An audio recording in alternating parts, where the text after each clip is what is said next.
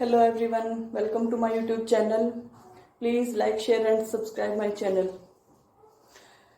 Here in this lecture we study about the structure of double stranded DNA. Double standard जो DNA है उसके structure के बारे में हम स्टडी करेंगे। जैसे कि हम सभी जानते हैं कि जो डीएनए है that is the nucleic acid और you can say that is the material that inherit और transfer the genetic information from parental generation to the children generation. ठीक है, पेरेंट्स टू चिल्ड्रन जो इंफॉर्मेशन कैरी करने का काम करते हैं। तो जो डबल स्टैंडर्ड डीएनए की स्ट्रक्चर है that is given by Watson and Crick.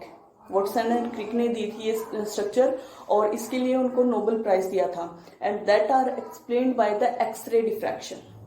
X ray diffraction के थ्रू जो डबल स्टैंडर्ड डीएनए है उसकी स्ट्रक्चर को डिफाइन किया था। तो जो डबल स्टैंडर्ड डीएनए है इसके अंदर क्या होंगे, आपकी दो पॉलीपेप्टाइड चेन प्रेजेंट होती हैं। पॉलीन्यूक्लियोटाइड की दो आपकी चेन प्रेजेंट होती हैं।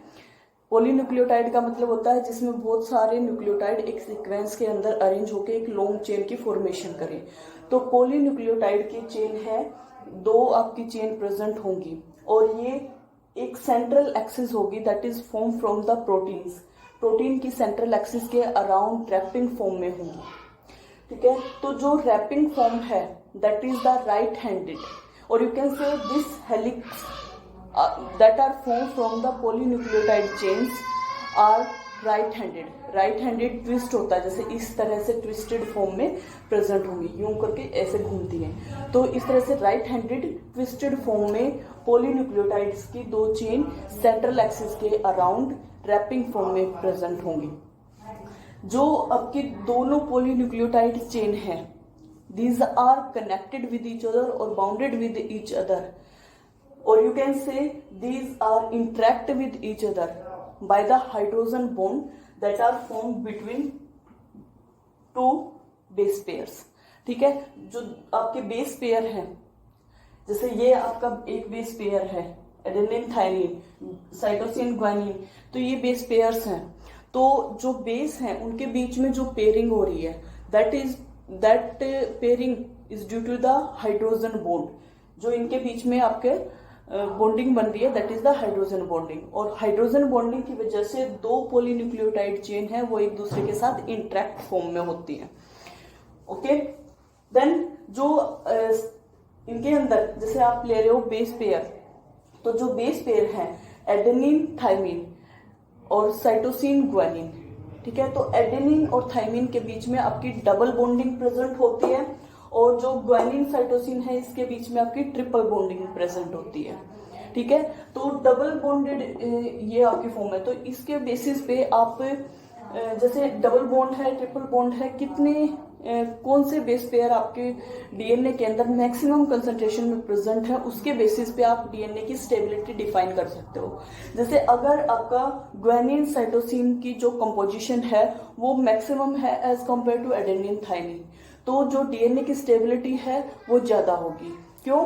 क्योंकि एडेनिन और थायमिन के बीच में आपका डबल बॉन्ड है that is easily breakable by the enzymes, but guanine cytosine that having the triple bonding which is difficult to break out. Okay, उसको ब्रेक करना थोड़ा सा मुश्किल होता है। तो इसी वजह से जो डीएनए की स्टेबिलिटी है, अब जितने ज्यादा ग्वानिन साइटोसिन के बेस पेयर्स प्रेजेंट होंगे उतनी ही ज्यादा उसकी स्टेबिलिटी होगी। देन जो जैसे यहाँ पे आप देख रहे हो कि जो पॉलीन्यूक्लियोटाइड चेन है ये जब हेलिकल फॉर्म में आ रही है, ठीक है, हेलिकल फॉर्म में आ रही है तो एक्सिस के अराउंड जब ये रैप हो रही है वहां पे आपका इंटरेक्शन कोण बन रहा है, इंटरेक्शन एंगल। ठीक है, तो ये जो इंटरेक्शन एंगल बन रहे हैं जहां पे दो पॉलीन्यूक्लियोटाइड जो है वो एक दूसरे के साथ इंटरेक्ट कर रहे हैं, दोनों चेन एक दूसरे को ओवरलैप कर रही है, तो उस पोजीशन पे जैसे इस तरह से अगर आप ले इस तरह से है तो जहां जहां से इंटरेक्शन होगा वहां पे आपकी ग्रूव फॉर्मेशन होगी। One is major groove and one is minor groove. Major और माइनर ग्रूव की फॉर्मेशन होती है through the angle of interaction of base pair. ठीक है, जहां भी बेस पेयर इंटरेक्ट कर रहे हैं वहीं पे आपकी मेजर और माइनर ग्रूव की फॉर्मेशन होती है। तो जो आप इसकी जनरल स्ट्रक्चर जो ले रहे हो, पॉलीन्यूक्लियोटाइड जो रैप्ड हेलिकल स्ट्रक्चर में प्रेजेंट होंगी, that having the diameter of 20 angstrom. इनके अंदर क्या होगा, 20 एंगस्ट्रोम का इसका टोटल डायमीटर होता है जो हेलिकल स्ट्रक्चर है, ठीक है। सेकेंडली, जो आप न्यूक्लियोटाइड चेन ले रहे हो वो एक दूसरे के एंटी पैरेलल होती है, ठीक है। एंटी पैरेलल का मतलब क्या है, जैसे आप यहाँ ले रहे हो 5 प्राइम, तो ये आपका सेकंड एंड इसका हो गया 3rd प्राइम, ठीक है। 5 प्राइम 3rd प्राइम, तो जो दूसरी चेन होगी वो 5 प्राइम के साथ यहाँ पे क्या होगा 3rd प्राइम, और जब ये यहाँ इस एंड पे आ रही है तो 3rd प्राइम यहाँ था तो इसके साथ में आएगा आपका 5 प्राइम। तो एंटी पैरेलल एक दूसरे के अपोजिट एंड चलेंगे। यहाँ पे आप इसका 5 प्राइम है तो दूसरी चेन का यहाँ पे आपका 3rd प्राइम एंड प्रेजेंट होगा, ठीक है।